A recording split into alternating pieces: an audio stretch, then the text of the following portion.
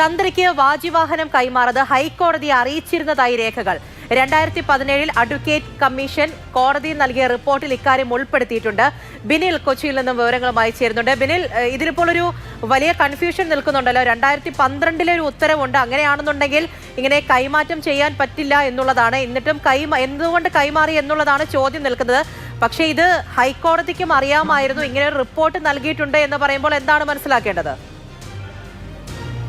ശബരിമലയിലെ പഴയ കൊടിമരത്തിലുണ്ടായിരുന്ന വാജിവാഹനം അത് അന്നത്തെ തന്ത്രിയായിരുന്ന കണ്ഠരര് രാജീവർക്ക് കൈമാറിയിട്ടുണ്ട് എന്നത് ഹൈക്കോടതിയെ അറിയിച്ചിരുന്നു എന്നതാണ് ഇപ്പോൾ വരുന്ന ഏറ്റവും പ്രധാനപ്പെട്ട വിവരം. അതായത് 2017 ഈ ധ്വജപ്രതിഷ്ഠയ്ക്ക് ശേഷം ഹൈക്കോടതി നിയോഗിച്ച അഡ്വക്കേറ്റ് കമ്മീഷൻ ASP കുറിപ്പ് നൽകിയ റിപ്പോർട്ടിൽ, ആ റിപ്പോർട്ടിൽ 5ാമത്തെ പാരഗ്രാഫിലാണ് ഈ കാര്യം വിശദീകരിക്കുന്നത്. അതായത് ശബരിമലയിലെ പഴയ കൊടിമരത്തിന്റെ ഭാഗങ്ങൾ എങ്ങനെ കൈകാര്യം ചെയ്തിരുന്നു എന്നത് അതിൽ വിശദീകരിക്കുന്നുണ്ട്. അതിലാണ് ഈ വാഹനം, ദേവന്റെ വാഹനമായിട്ടുള്ള വാജി അത് അന്നത്തെ തന്ത്രിക്ക് കൈമാറിയിരുന്നു എന്നത് വിശദീകരിക്കുന്നത്. അതോടൊപ്പം തന്നെ മറ്റു ചില കാര്യങ്ങൾ കൂടി അതിലുണ്ട്. കൊടിമരത്തിന്റെ ഭാഗമായിരുന്ന മരക്കഷ്ണങ്ങൾ, അതിന്റെ ഭാഗമായിട്ടുള്ള മരം അത് ദഹിപ്പിച്ചിട്ടുണ്ട് എന്നതാണ് പറയുന്നത്. അത് ദഹിപ്പിക്കുന്നത് എല്ലാ ചടങ്ങുകളും പൂർത്തീകരിച്ച് അത് സംസ്കരിക്കുകയാണ് ചെയ്തിരിക്കുന്നത് എന്ന കാര്യം കൂടി ആ റിപ്പോർട്ടിന്റെ ഭാഗമായി ചേർത്തിട്ടുണ്ട് എന്നതാണ് നമുക്കിപ്പോൾ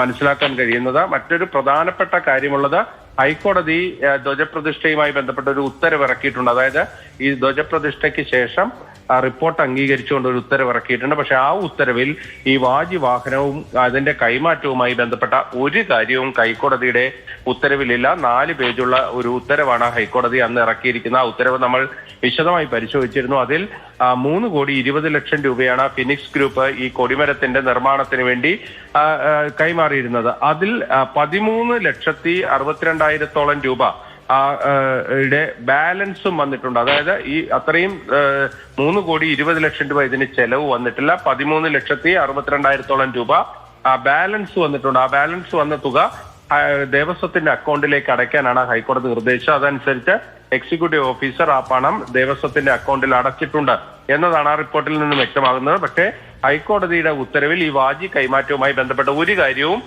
അവിടെയാണ് ഒരു ക്ലാരിറ്റി വരേണ്ടത്. ബിനിൽ, ശരിക്കും ഇതിപ്പോൾ ഒരു റിപ്പോർട്ട് അത് ഹൈക്കോടതിക്ക് മുന്നിൽ എത്തിയിട്ടുണ്ട് വാജിവാഹന കൈമാറ്റവുമായി ബന്ധപ്പെട്ട്. ഇപ്പോൾ മുൻകാല നടപടിക്രമങ്ങൾ എന്ത് തന്നെയായാലും ക്ഷേത്രത്തിന്റെ ഇങ്ങനെയുള്ള സ്വത്തുക്കൾ അത് ക്ഷേത്രത്തിന്റേതായിട്ടുള്ള സ്വത്തായി തന്നെ നിലനിർത്തണം എന്നുള്ളതാണ് 2012 ദേവസ്വം രേഖ എന്ന് പറഞ്ഞത്.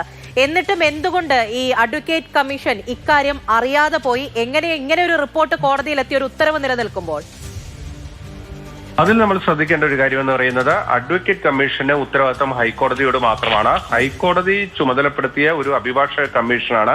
അതായത് ഈ ധ്വജപ്രതിഷ്ഠയുമായി ബന്ധപ്പെട്ട കാര്യങ്ങൾ പരിശോധിക്കുന്നതിനും അതിന്റെ കാര്യങ്ങൾ പരിശോധിച്ച് കോടതിയിൽ റിപ്പോർട്ട് നൽകുന്നതിനും മാത്രമാണ് ഈ അഡ്വക്കേറ്റ് കമ്മീഷന്റെ ചുമതല. അതാണ് അഡ്വക്കേറ്റ് കമ്മീഷൻ നിർവഹിച്ചിരിക്കുന്നത്. ദേവസ്വം ബോർഡിന്റെ മാനുവൽ, ദേവസ്വം ബോർഡിന്റെ ഉത്തരവുകൾ അതെല്ലാം ഉറപ്പാക്കേണ്ടത് ദേവസ്വം ബോർഡിന്റെയും ദേവസ്വം ഉദ്യോഗസ്ഥരുടെയും കടമയാണ്. നമ്മളിപ്പോൾ സംസാരിക്കുന്ന 2012 ദേവസ്വം ബോർഡിന്റെ ഉത്തരവിനെ കുറിച്ചാണെങ്കിൽ ആ ഉത്തരവ് ബോർഡ് ചർച്ച ചെയ്തിറക്കിയ ഉത്തരവാണ്.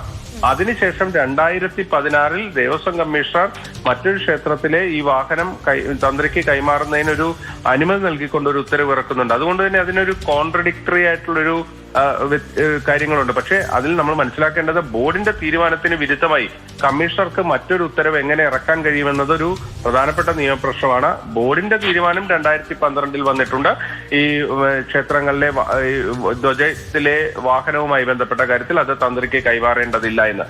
പക്ഷെ ഇവിടെ നമ്മൾ ശ്രദ്ധിക്കേണ്ടത്, ശബരിമലയിലെ ധ്വജപ്രതിഷ്ഠയ്ക്കോടൊപ്പം പഴയ വാഹനം, അതായത് വാജിയാണ് അയ്യപ്പന്റെ വാഹനം. ആ വാജി വാഹനം അന്നത്തെ തന്ത്രിയായിരുന്ന കണ്ഠരര് രാജീവർക്ക് കൈമാറി. ആ കൈമാറിയ വിവരം ഹൈക്കോടതി ചുമതലപ്പെടുത്തിയ അഡ്വക്കേറ്റ് കമ്മീഷൻ ASP കുറിപ്പാണ് അഡ്വക്കേറ്റ് കമ്മീഷനായി പ്രവർത്തിച്ചത്. അദ്ദേഹത്തിന്റെ റിപ്പോർട്ടിൽ ഹൈക്കോടതി അറിയിക്കുകയും ചെയ്തിട്ടുണ്ട്. ഇങ്ങനെ